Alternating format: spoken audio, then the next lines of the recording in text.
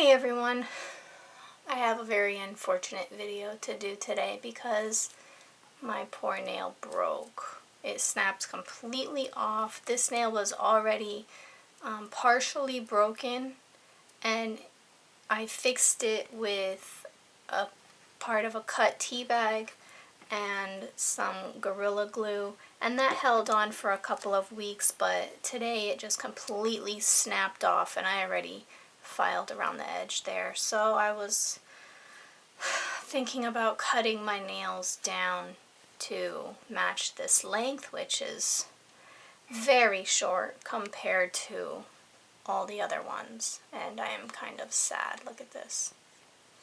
Look at how much I'm going to have to cut off. Look at that. Oh my gosh. I don't want to. But I don't want my nail, one short nail, looking weird. I don't know. I'm in a dilemma. I don't know what to do. This nail is also actually fixed.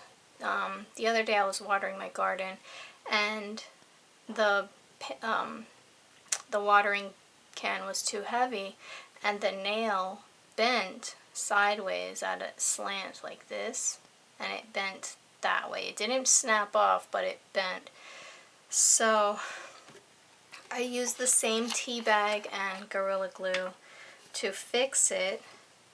Of course, I know that's not like a forever fix, but I was hoping that it would last until the nail grows out long enough to just kind of file away the broken length naturally without having to cut it. So let me take this off to show you what I did with the glue and the tea bag. Alright, so I put the glue and the tea bag both on the top and underside of my nail. That was on both of the nails. This one and this one. So that way it would give extra strength. And I painted it with nail strengthener on the top and underside as well. Also, that was to smooth out any roughness from the tea bag. So here you see this kind of red line there. That's because when it bent, my nail polish wouldn't come off in that one little line where it bent. So that little red nail polish is exactly where the bend is. But it's pretty strong with the tea bag glued on there, and it's held up very well. This one held up very well too for 2 days. Maybe 2 weeks, until today it just completely snapped off. So sad. So after mourning my decision to cut off my nails for a few minutes, I have to go ahead and take off all of the nail polish remover. I'm just using a basic nail polish remover that I get from the dollar store. Nothing fancy, it's just $1.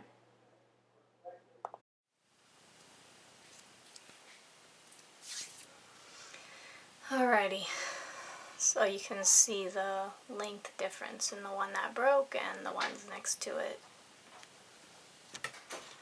Alright, time to cut.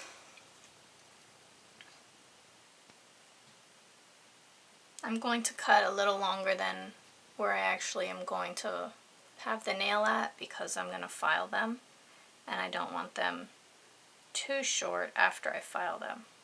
So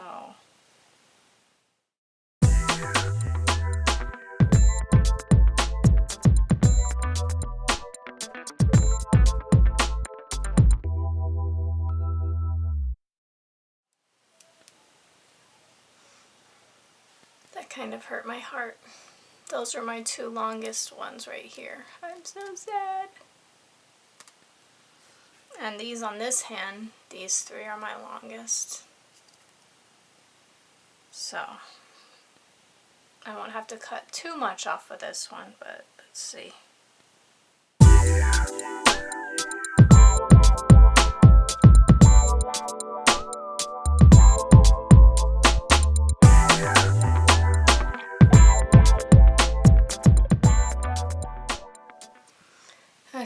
Now they're pretty much equal on each side except for this one because this one's filed and this one's not.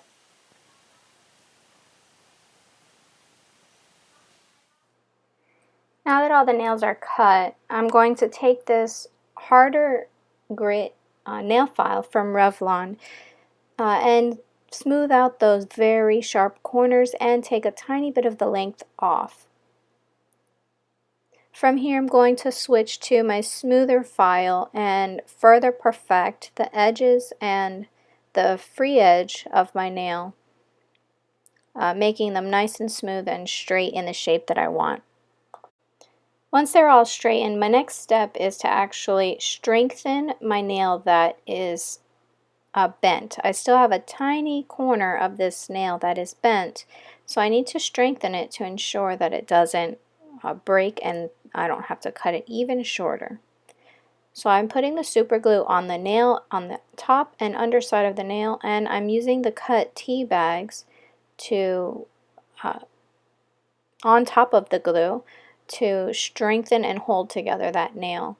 Now, this nail did end up breaking 2 days later, so I ended up having to cut it a little shorter anyways, so this one is a tiny bit shorter than all the rest. I'm allowing that glue to dry with the tea bag, and now I'm going to take my nail strengthener and get the last little bit out that I can and paint my nails with it so that they have some added strength to it. I'm going to end up having to switch from the nail strengthener just because it literally is on the very last drops, and I ended up switching to just a regular cheap clear nail polish that I had poured into a quarter of a bottle left that I had of my Sesh Clear base coat. So it's a little bit of Sesh Clear and a little bit of $1 nail polish that's clear, and I'm just using that to paint all my nails. Okay, so this first coat of clear polish is dry. I clipped off the excess tea bag off of the nail, and it's dry to the touch on both sides, the top and underside. So I'm going to gently file around the edge so it'll smooth out and not peel off.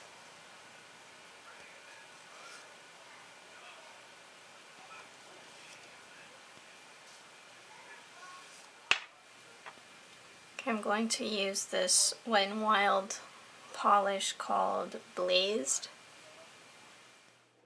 This 99-cent polish from Wet n Wild is one of my absolute favorite summer colors. It's a beautiful coral, and I always start polishing my nails using my weak hand to handle the brush first.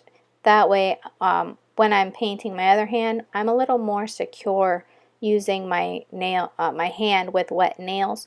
My polish was a little dry, so I did add some nail polish remover and shook it up, and now I'm continuing on with the coloring of my nails, and the polish is a bit smoother now. I definitely will be repurchasing this nail polish from Wet n Wild as soon as I see it again, either at my Walgreens or CVS or Walmart, wherever I'm at. If I see it, I'm going to pick it up again because this is one of my favorite colors, and it's super affordable, and it actually has very good pigmentation. Only 2 layers and you're good to go. If you guys are interested in seeing a photo of when I changed my nail polish, I do occasionally post a photo on my Instagram, which is vbrown3709, and I also sometimes post on my Facebook page, which is also vbrown3709. Go ahead and search both of those apps for my screen name and click like, and you'll be able to follow me and not only see my nail photos, but also sometimes some family photos, some DIY photos. And I also upload there when I've posted a new video on YouTube, so definitely check that out. Alright, now that I'm done polishing with the color, I'm going in with my top coat, my Sesh Clear mixed with my cheap $1 coat, and I'm applying a top coat to all of my nails. I typically use a fast dry top coat, but I'm completely out, and that really sucks because I hate polishing my nails without a fast dry top coat. It just takes forever to dry. I definitely recommend to only ever use a fast dry top coat. Alright everyone, I'm done. Thank you guys so much for watching. Please subscribe.